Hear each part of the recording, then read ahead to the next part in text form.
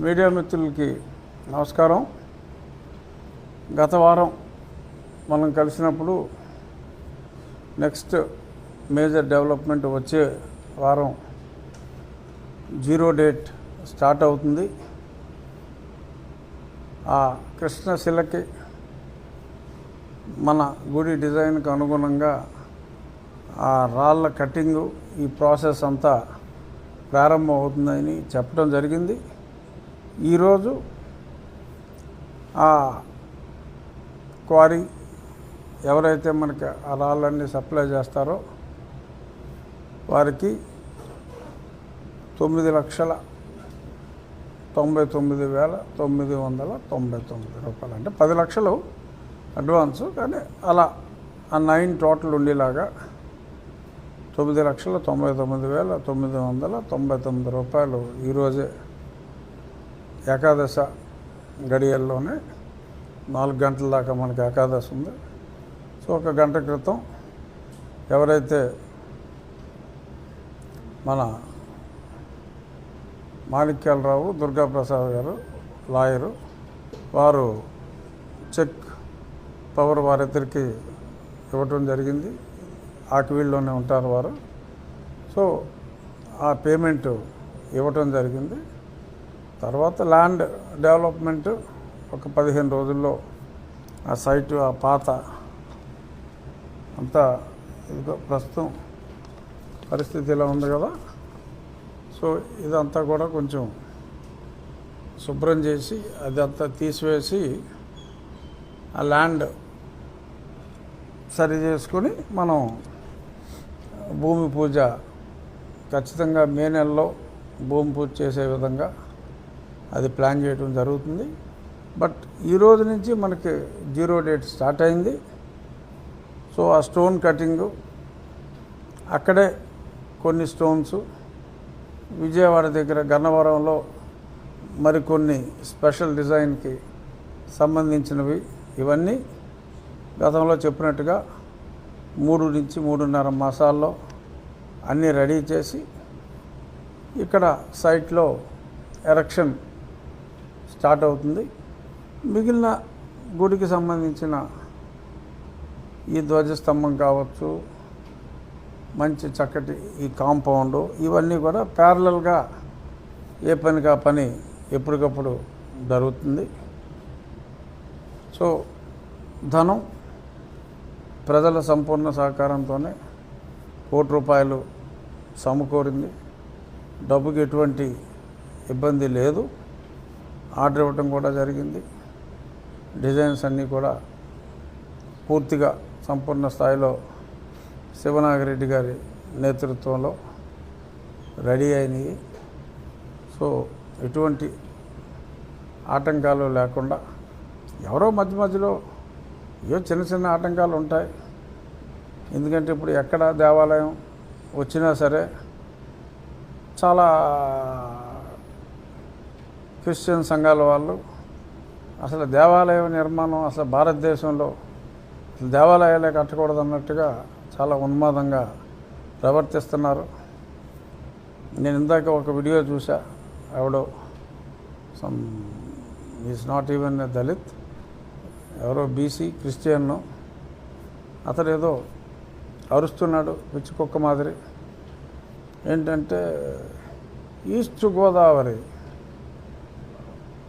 Christian జిల్లా, పశ్చిమ Godavari Christian జిల్లా, కృష్ణా జిల్లా అని ఏదో 5-6 జిల్లాలు ఆల్రెడీ కైవసం చేసుకున్నారట. అజయ్ ఎవడో ఏదో కైవసం చేసుకున్నారట. ఇంకేయో మిగిలిన జిల్లాలు చేసి రాష్ట్రాన్నే కైవసం చేసుకుంటామని చెప్పి ఏదో పిచ్చివాగుడు అతను వాగటం జరిగింది. సరే, అది పిచ్చివాగుడుగా మనం వదిలేయకూడదు. ఇటువంటి ఉన్మాదుల్ని ఒక పిచ్చి కుక్క అని రోడ్డు మీద వదిలేస్తే మరి ఆ ర్యాబీస్ వ్యాధి సోకి ప్రజలకు ఎంత హానికరమో, అలాగే ఇటువంటి పిచ్చివాగుడు వాగే వారిని మరి అదుపులో ఉంచవలసిన బాధ్యత ప్రభుత్వాల మీద ఉంది. ఇక ఈ సందర్భంగా చాలామంది కొంచెం ప్రజల్ని తప్పుదోవ పట్టిస్తున్నారు. సుప్రీంకోర్టు తీర్పు వచ్చిన తర్వాత, సుప్రీంకోర్టు తీర్పు అంతకుముందు అలహాబాద్ హైకోర్టు చెప్పింది కూడా, సుప్రీంకోర్టు కూడా గతంలో వేరే ఇన్స్టెన్స్లో చెప్పింది. ఈ విషయం మనం చాలాసార్లు మాట్లాడుకున్నాం. అంత స్పష్టంగా తీర్పు వచ్చిన తర్వాత కూడా మరి ప్రణబ్ ముఖర్జీ గారు నాకేదో సర్టిఫికేట్ ఇచ్చాడు, చంద్రబాబు నాయుడు గారు సర్టిఫికేట్ ఇచ్చారు, నన్ను యూజ్లెస్ ఫెలో అని చెప్పి నేను మాట్లాడానని ఒక ఆర్డీఓ స్థాయి నుంచి ప్రమోషన్ల మీదుగా అంచెలంచెలుగా ఐఏఎస్గా ఎదిగి షెడ్యూల్ క్యాస్ట్ రిజర్వేషన్లోనే అయిన వ్యక్తి. సరే, అతను క్రిస్టియన్ అని చెప్పి అతని మాటల్లోనే అర్థమైంది. సరే, ఏదో దొంగ సర్టిఫికేట్ ఏదో పెట్టుకున్నాడు. ఇప్పుడు సబ్జెక్ట్ ఏంటంటే, అతను మాట్లాడుతూ 75 సంవత్సరాలుగా ఇలాగే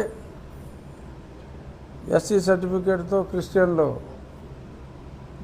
నడవలేదా, ఇప్పుడు అలాగే నడుస్తుంది అని చెప్పి పబ్లిక్లో మరి అతనికి ఏదో పార్టీ ఉందంట. ఏంటా పార్టీ పేరు? ఏదో వెరైటీగా ఉండదు, మీకు తెలీదా? గుర్తులేదా? అంటే విజయ్ కుమార్ అన్నాడు పార్టీ ఏంటి? 70 కోట్లు శ్రావణలే కాదు. విజయ్ కుమార్ అన్న అతనికి ఎంపీకి పోటీ చేస్తే తిరుపతిలో 4203 ఓట్లు వచ్చినాయి. అతని కన్నా 4 ఇండిపెండెంట్లకి ఎక్కువ వచ్చినాయి. 4 ఇండిపెండెంట్లకి ఇతనికన్నా ఎక్కువ వచ్చినాయి. అతను పార్టీ, అతను పాదయాత్ర చేసిన ప్రతి ఓడి హీరో అయిపోడు కదా. లిబరేషన్ కాంగ్రెస్ అంటాయా అతను పార్టీ పేరు? లిబరేషన్ కాంగ్రెస్, అది. సో అతనికి వచ్చిన ఓట్లు అవి. సో అతను ఇలా ప్రజల్ని తప్పుదోవ పట్టించి దళిత సోదరులని మిస్లీడ్ చేస్తున్నారు. సో ఈ రకంగా వ్యక్తులు రాజ్యాంగాన్ని it's an abuse, constitutional abuse చేస్తే దానికి శిక్షలు ఉన్నాయి. వక్రీకరించి రాజ్యాంగాన్ని చెప్పటం అనేది, పైగా ప్రణబ్ ముఖర్జీ గారి దగ్గర అవార్డు అందుకుని, చంద్రబాబు నాయుడు గారి దగ్గర అవార్డు అందుకుని, ఒక పార్టీని స్థాపించి మరి ఇన్ని చేసిన వ్యక్తి, ఎప్పుడు నిరంతరం సెల్ఫ్ డబ్బాలు కొట్టుకుంటూనే ఉండే వ్యక్తి ఈ రకంగా ప్రజల్ని అన్యాయంగా తప్పుదోవ పట్టించడం అనేది చాలా దారుణం. వాళ్ళు ఎక్కడైనా సరే అది మానుకోవాలి. ఇక అజయ్ లాంటి వాళ్ళు ఇంకా చాలామంది ఈ రకంగానే మాట్లాడుతున్నారు. ఆర్టికల్ 25 ప్రకారం మాకు హక్కు ఉంది, ఆర్టికల్ 25ని కాదంటానికి ఈడెవడు ఆడెవడు అని మాట్లాడుతున్నారు. అరే బాబు, ఆర్టికల్ 25 జోలికి ఎవరు రాలేదురా నాయన. నీకు కావాల్సిన మతం మారే స్వేచ్ఛ నీకు ఇచ్చింది. అవును, నువ్వు మతం మారావు. నువ్వు మారిన మతం కులాతీత మతమైనప్పుడు ఆ మతంలోకి కులాన్ని చూపించే అధికారం ఏ రాజ్యాంగానికి లేదు. ఒక మత తత్వాన్ని మార్చే అధికారం రాజ్యాంగానికి లేదు. అందుకని ఆ మతాచారాన్ని అనుసరించి ఆ మతంలో కుల వ్యవస్థ అన్నది లేదు కనుక మీరు ఈ కులం వారు ఆ మతంలోకి వెళ్తే మతం లేని కులంలో కులం లేని మతంలో కులం సాధ్యం కాదు కనుక దాన్ని ఆ రోజుల్లో అసలు క్రిస్టియన్ దేశమైన బ్రిటిష్ పరిపాలనలో మనం ఉన్నప్పుడే దాన్ని తీసివేయడం జరిగింది. అప్పుడు ఎవరో మాట్లాడలేదు. ఓ బ్రిటిషోడా నువ్వు చర్చి ఇచ్చితివి మేము ప్రార్థించుకుంటకు అని ఒక నీల్ కుమారు మాట్లాడాడు. ఈ నీల్ కుమారు రకరకాల కుమారులందరూ ప్రార్థించుకునేటకు చర్చిని ఇచ్చితివి, చదువుకునేటకు కాన్వెంట్ ఇచ్చితివి అని మాట్లాడినోళ్ళే కదా. మరి ఇప్పుడు సడన్గా మరణించిన తదనంతరం కూడా బుద్ధిస్టులుగా మారిపోతున్నారు. 2 నెలల క్రితమే మా అమ్మ క్రిస్టియన్ అయితే మా నాన్న హిందూ అన్నాడు ఒకడు. ఏమో కాబోలనుకున్నాం. ఇప్పుడు సడన్గా మరణానంతరం బుద్ధిస్ట్గా మారిపోయాడు. మారిపోయి క్రిస్టియన్ ఆచారం ప్రకారం పూడ్చివేయబడ్డాడు. ఏంటో మరి మనకు అది అర్థం కాదు. సరే, అదొక ప్యారలల్ ట్రాక్ అనుకో. బట్ బేసిక్గా నేను చెప్పేది ఏంటంటే, దయచేసి మా హిందూ దళిత సోదరుల్ని మోసం చేయకండి. ఆ మోసం మీద కొన్ని వీడియోలు రెడీ చేయమన్నాను కదా. సరే, ఒకసారి గుడి పూజ చేసి మోసాలకు వెళ్దాం. ఇది ఏ సంవత్సరం అమ్మా మనకి? సుమారు 30 సంవత్సరాల క్రితం, 1995. 1995లో అప్పుడు చేతక్కులుండి అప్పుడు ఈ గుడి దగ్గర పానకాలు ఇస్తూ ఆ గుడి బయట చెప్పులు ఇప్పారు. వీళ్ళంతా భక్తులు, అంతా పానకం ఇవన్నీ ఇస్తున్నారు. బహుశా అది రామనవమి రోజు అయి ఉండొచ్చు. అక్కడ మేము పందులు కోసుకునేవాళ్ళం అని చెప్పి ఎవరో మాట్లాడారు. సో అలా మాట్లాడితే మేము ఏదో ఇది వదిలి పారిపోతామనో అనుకున్నారు. అయిపోయింది అబ్బాయి. ఇంకా మీరు ఊరికనే మేము కేసులు పెడతాం, అట్రాసిటీ కేసులు పెడతాం, ప్రైజ్ మనీ కొట్టేస్తాం, అయ్యేం కుదరవమ్మా. Those days have gone my dear brothers. తర్వాత ఇదిగో కరెంటు బిల్లులు. ఎలక్ట్రిసిటీ బోర్డుగా ఉన్నప్పుడు 1993లో కరెంటు బిల్లు రామాలయము అని స్పష్టముగా కలదు.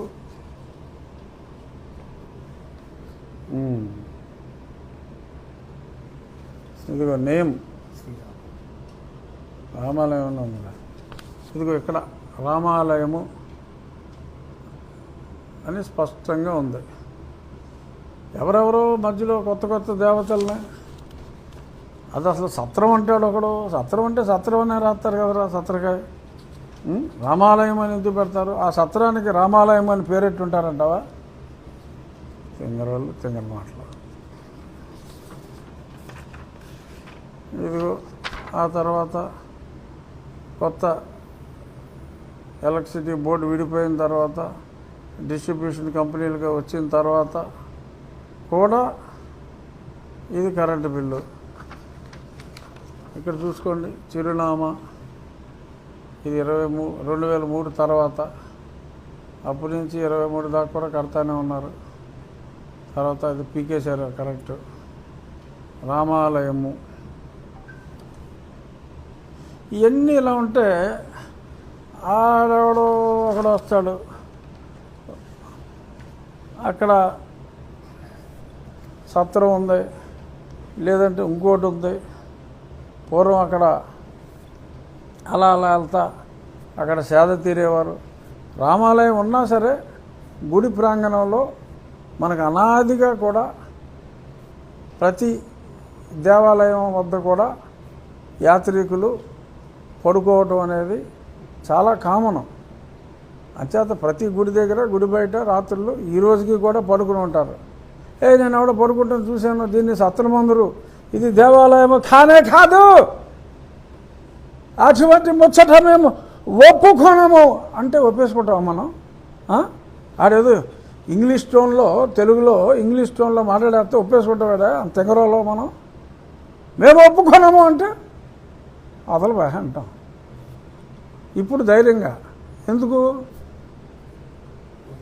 క్రిస్టియన్లకు అధికారము లేదు, ఎస్సీ ఎస్టీ అట్రాసిటీ కేసు పెట్టు అధికారము లేదు కనుక, ఇది అందరికీ తెలిసింది కనుక వాచాలత తగ్గించుకుంటే మంచిది.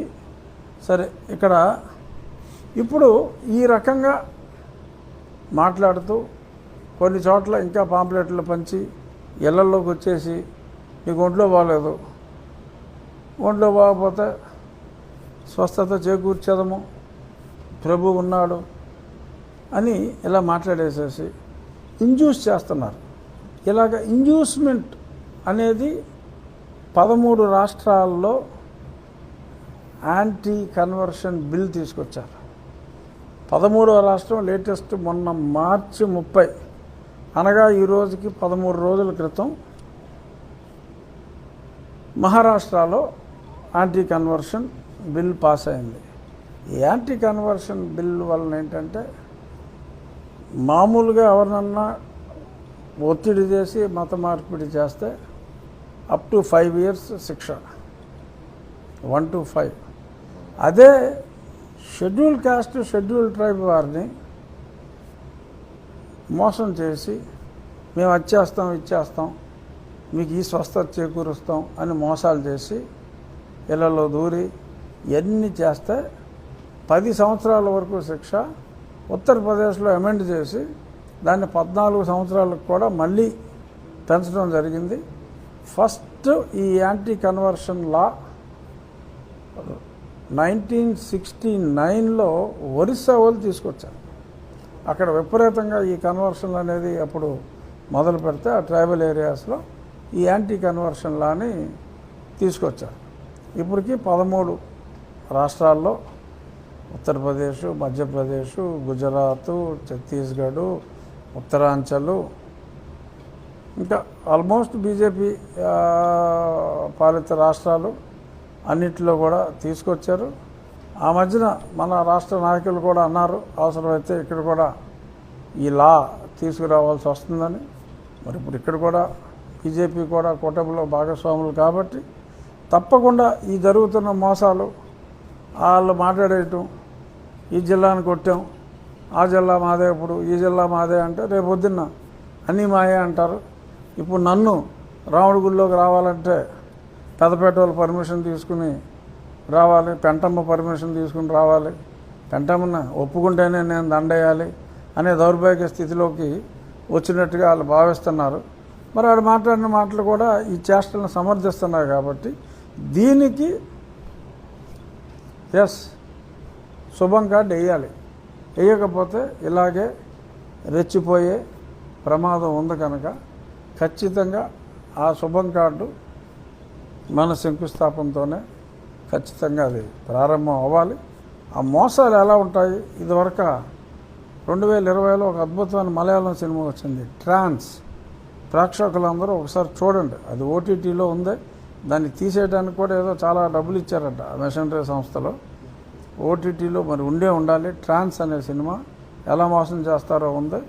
మచ్చుకి ఎలాగా వాళ్ళు ప్రజల వీక్నెస్ని ఇలా చేస్తారో అనే దానికి మచ్చుకు కొన్ని చూపెడతా. ఆంజనేయమ్మ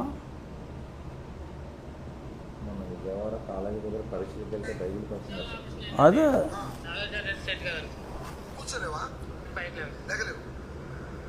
సౌండ్ ఇంతేనా?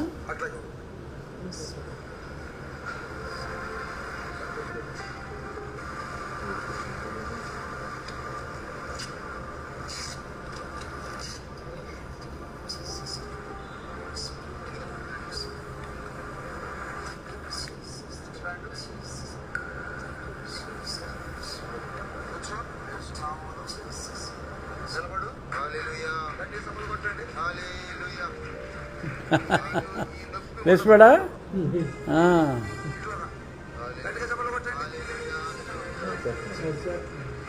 పరిగెడతారు కూడా.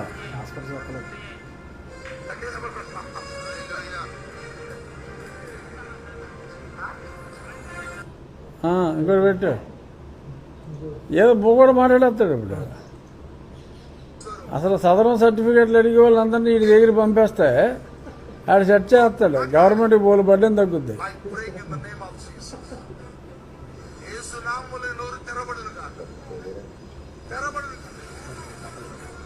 అలా బ్రహ్మానందం ఉన్నాడు కింద ఉన్నాయి.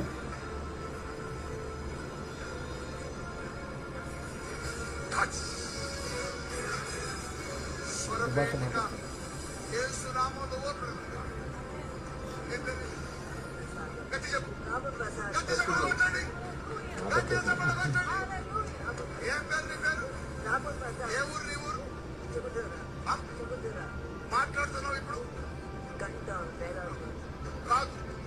కానీ దేవుడు ఈ రోజున ఆ వ్యక్తికి దేవుడు స్వరమిచ్చి మాట్లాడించాడు.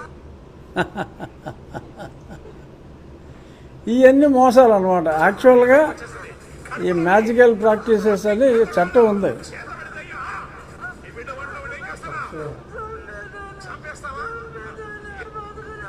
ఏం బతికినావా? ఇప్పుడు జైల్లో కూర్చోబెట్టి నువ్వేనా? నడవకుండా చేస్తే నువ్వేనా? ఇంట్లో గొడవలు పెట్టే నువ్వేనా?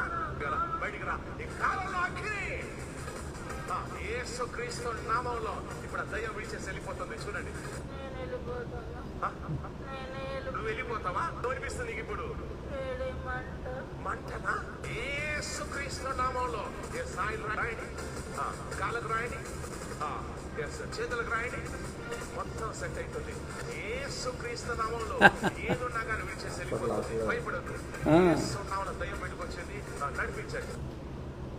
సో ఇలాగా మోసాలు చేసేస్తున్నారు. వీటికి అరికట్టవలసిన అవసరం ఉంది. సరే, మరి కొన్ని చోట్ల సరే మోసపోయినాడు ఎలాగో మోసపోతాడు, ఎందుకులే ఇదంతా కెలుక్కుంటాం, మళ్ళీ 4 ఓట్లు పోతాయేమో అనే భయం మరి కొద్దిమందికి ఉంటే ఉండొచ్చు.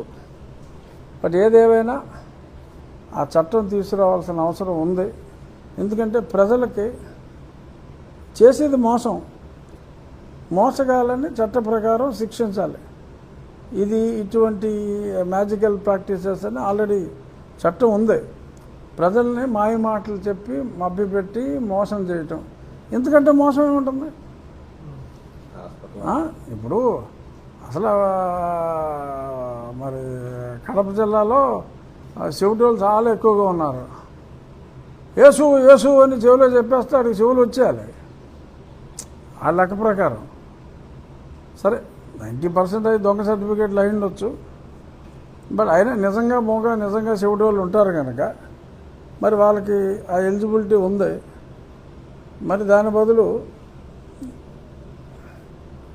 ఇందాక వాడిని పంపించేస్తే ఆ ఫ్రాడ్ గాడిని, సో అంతా సెట్ అవుతుంది. సో ఇటువంటి మోసాలు అరికట్టాలంటే మనకి ఒక బలమైన చట్టం అవసరం. లేదంటే ఇలాంటి వాళ్ళందరూ ఎక్కువైపోతారు. ఇక కొద్దిమంది మొన్న సిబిఐ మాజీ డైరెక్టర్ గారు కూడా ఒక ఇంటర్వ్యూలో నేను చూశాను. ఆయన ఒక సూచన చేశారు. ఇలా ఆకివీడు గొడవలు గురించి వచ్చినప్పుడు ఎవరి కాళ్ళు మేం చేయలేదంటే మరి అనిల్ని మేగుచ్చుకుని తల్లో మేగుచ్చేసింది ఎవడు? మిగిలిన వాళ్ళు ఇద్దరికి ఈపు మీద కసకస పొడిచేసింది ఎవరు? యేసు కాదు కదా. మేకు వేసినది యేసు కాదు కదా, మనుషులే కదా. ఆ మనుషులు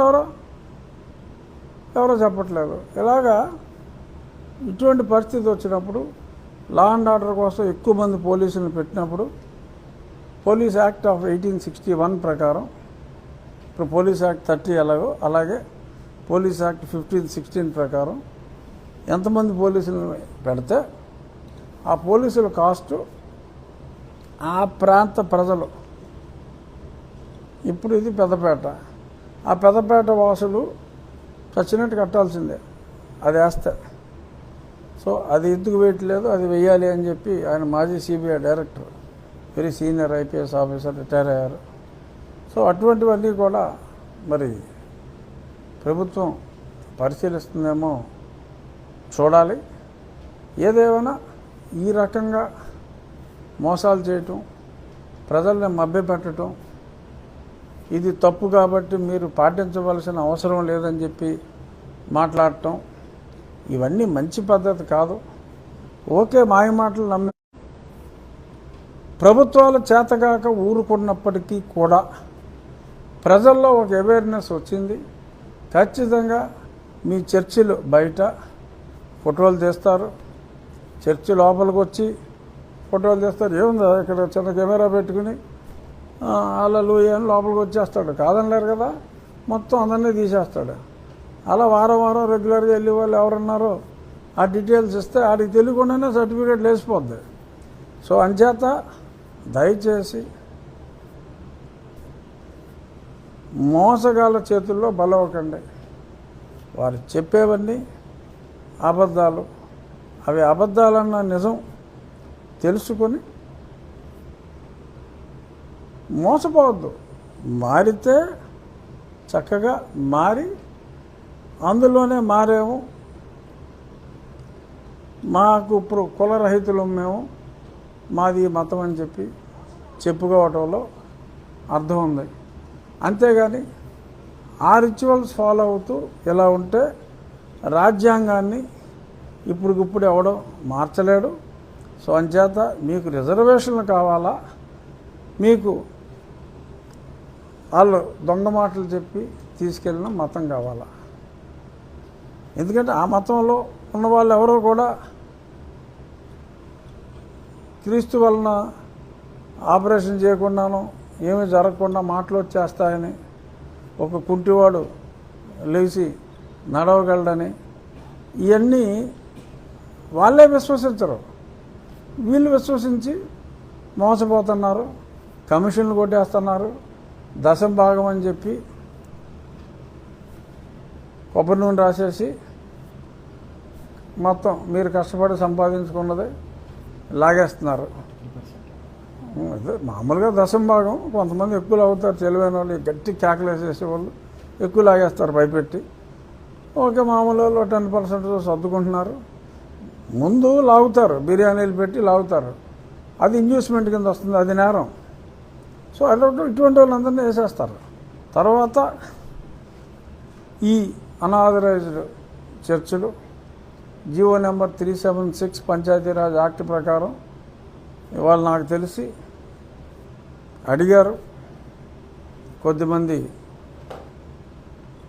నా వద్దకు వచ్చారు చర్యలు తీసుకోవాలంటే డైరెక్ట్గా ఎమ్మెల్యే చర్యలు తీసుకోవడానికి లేదు.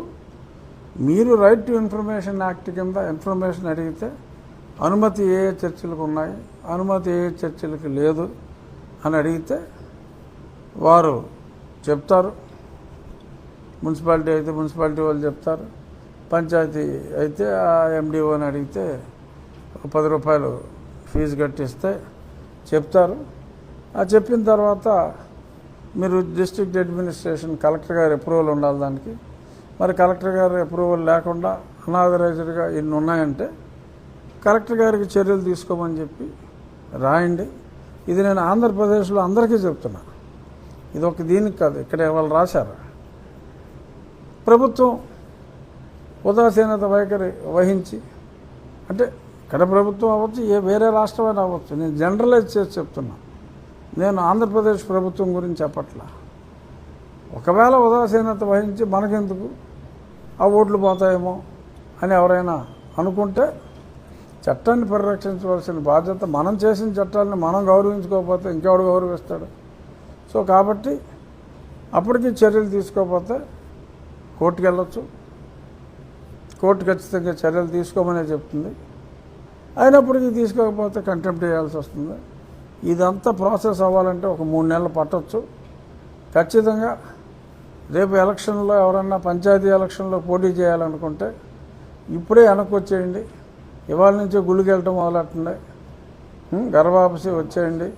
ఈ 3 నెలల్లో మీరు హిందువుననే నమ్మకం, మీ తోటి కమ్యూనిటీ మిమ్మల్ని యాక్సెప్ట్ చేసేలాగా ఆ నమ్మకం మీరు క్రియేట్ చేసుకోగలిగితే ఎన్నికల్లో మీరు పోటీ చేయగలుగుతారు.